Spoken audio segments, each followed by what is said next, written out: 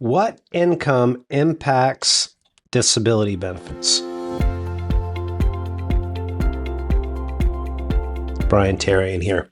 Commonly asked question. In this video, I'm going to break down income that you received and how it will impact you if you're thinking about going through the disability approval process. If you're already approved, I'll cover earned income, unearned income, and cash. So here's the situation. If you are going through the disability approval process, the regulation allows you to earn up to $1,690 a month and apply for disability. Keyword there is apply. It's very difficult to get cases approved if you're doing any work. This is my experience, and it's been consistent like this for 2 decades, as well as others in the industry. It just opens up an argument for Social Security to say, well, I understand you're making $1,000 a month, but if you had better treatment, reasonable accommodations, or if you went to pain management, you'd be able to work. So you want to understand that that is the position that they take.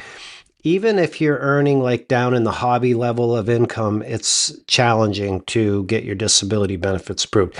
I don't expect this is, enjoyable news to hear if you're, pursuing disability benefits. It's just the facts. Now, on the other side, once you get approved for your disability benefits, it's different. You can work each and every month, and if you stay below the allowed amount, which at the time of this video is $1,210, but if you stay like 20% below that, and that's your max earning capacity, you can do that each and every month and keep your benefits. So those are the regulations, and make sure that you are aware of those. Don't exceed those, because it's problematic, especially if you're approved for disability benefits. So what income counts in that category? This is where there's commonly some confusion. And that income that I just referred to, the 1210 and 1690, is income that is related to working, like called gainful activity. So if you're doing work like I'm doing right here, or you're doing any other type of job, then that is considered gainful activity. And that could be as an employee, or even doing something on your own as an independent contractor. And so they look at the income on like an hourly, if you're a W-2 employee, or if you are independent contractor, filing your own taxes, they're going to look at annually, and sometimes even smaller chunks of time if you're going through the approval process. So that's how it's viewed. Now, there's expenses that you can reduce down your gross amount, especially if you are doing something on your own as an independent contractor. So the amount that I shared with you is after your expenses.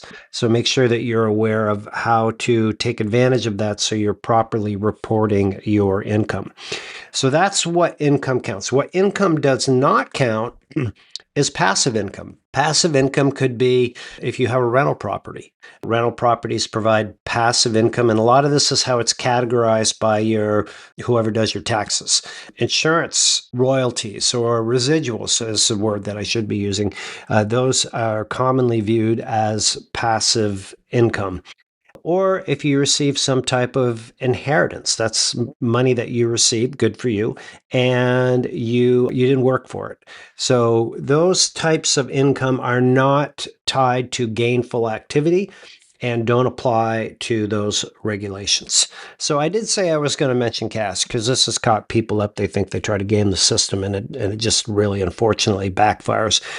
Some people are like, I'm going to mow grass in my neighborhood and I'm going to just get paid cash and nobody will really know, or babysit, or things like that. And it might be all well and fine, and there's many people out there that it works for, but I've known some that have actually been called out on it. So it's just important to really, be straightforward with your income and report it so that you can get what you're entitled to and keep it. Hope you find this disability benefit, how income impacts it, report helpful for you. Make it a great day.